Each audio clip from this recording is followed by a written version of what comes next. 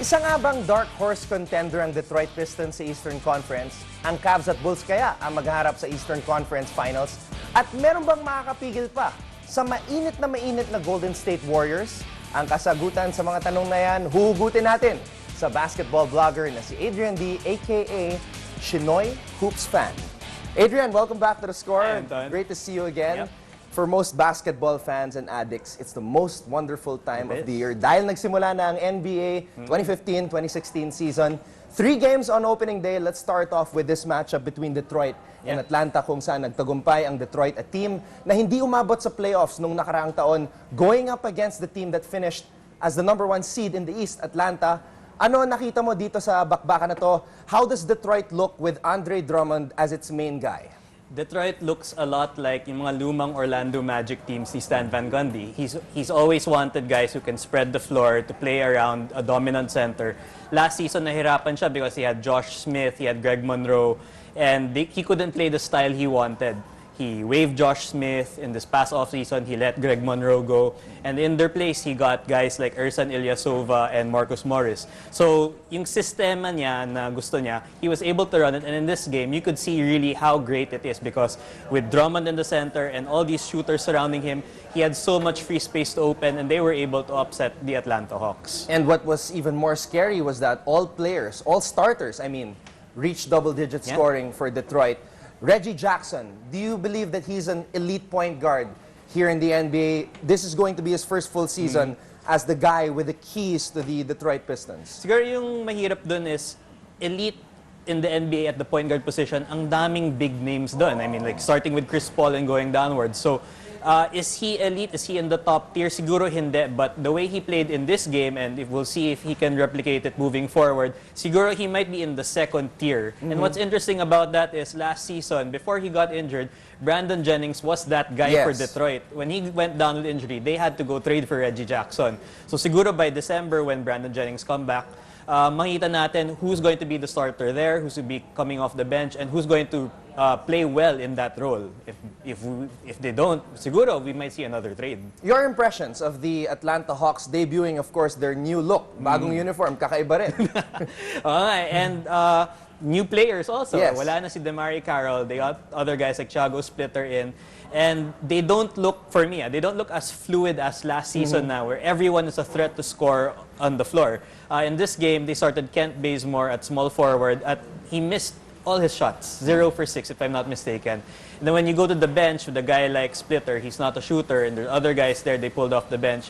They become much easier to defend. They become less unique compared to last season when everyone could be a threat to shoot from beyond the arc. And in this game, Detroit was able to shut down Kyle Korver. He only had 7 points and 1 3-pointer. So for Coach Mike Budenholzer, siguro he has to go back to look at his blueprint. Okay, what can I do to free up the guys who can shoot?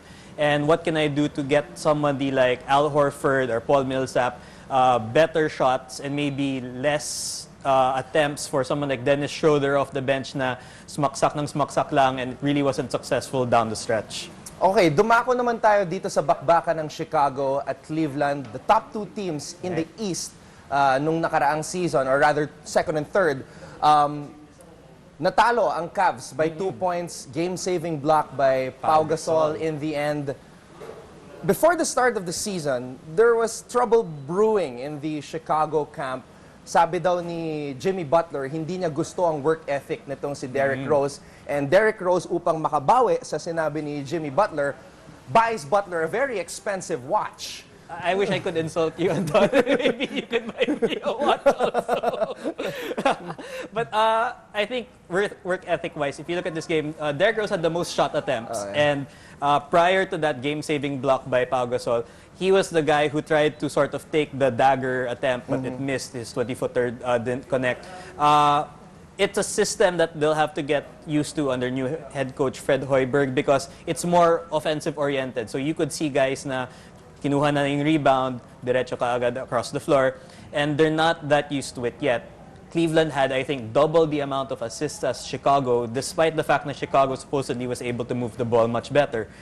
They got the win, but I think more importantly, na-injure si Joakim Noah again, somebody who's key to the Chicago defense, but he's very fragile. So we'll see if he's going to play tomorrow, what's his status in the next few weeks.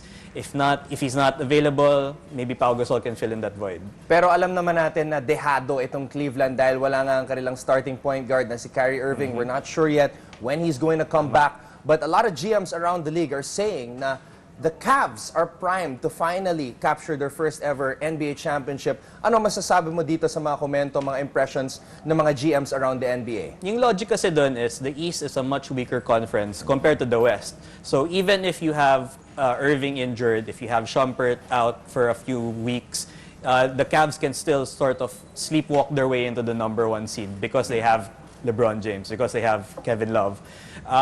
Will they be able to win a title? We saw last season na even though they had a lot of injuries also, they were able to push the Warriors to 6 games. So based on that logic, siguro nga, you can understand why people would say na Cleveland is the favorite. They don't have to go through like 4 contenders at each round of the playoffs like what you would do in the West. Na all of them are finals-worthy teams.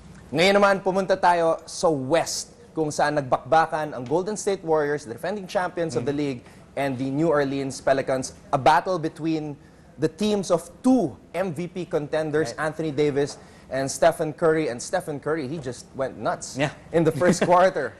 What did you think about that when you were watching Stephen Curry go off? Fire emojis everywhere. A lot of people, kasi their last impression of Stephen Curry was in the finals na in the first 3 games he struggled. Everyone was saying he's being covered by Matthew Dellavedova, he's the anti-Stephen Curry.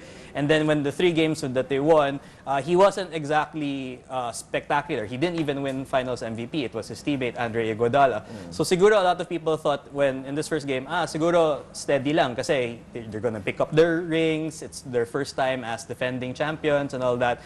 But then he started off with 24 points in the first quarter, and then he finished with 40 to really set several personal highs for himself. I think that really goes to showing you that this Warriors team is motivated to win another title. They've heard all the criticisms na madali yung path nila to the finals kasi maraming na-injure and all that. And I think they want to prove those people who say that wrong. Anthony Davis, very quiet here in this opening day performance against Golden State. 18.6 rebounds, 4 out of 20 from the field. Is this a case of Anthony Davis adjusting now that he is in the limelight? He is being touted as one of the best players, if not the best player here in the NBA. I think he wanted to start siguro. He wanted to show off his jump shot because that was what he said he was been working on all summer. And then when it wasn't falling, he sort of started to panic. Siguro na, oh no, how come my shots aren't going in? To give credit though to the Warriors defense, they really made him work. Andrew Bogut lost like 10 pounds in the offseason and he became more agile. You still had Draymond Green, who's a defensive player candidate. He didn't win it. And then you had an up-and-comer, other big guys on the Warriors who were able to step up. So they pushed Davis. They know Davis because they played him in the first round of the playoffs. So I'm not completely surprised na Davis had a hard time. But that said, this isn't the Davis that we'll see sa rest of the season. He's going to have he'll have better games. He'll put himself back in the MVP race.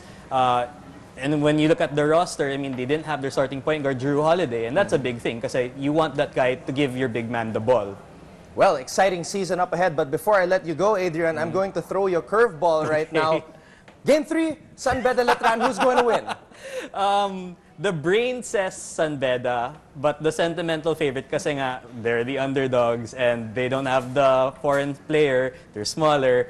Letran would be it'd be really nice to see Letran win. But I think for me, based on what they have and their experience in the finals, San Beda's gonna take it home. Abangan natin yan. Maraming salamat, Chinoy Hoops fan Adrian Dy. Thank you so much. Curveball? May ganun pa? Ayos ba?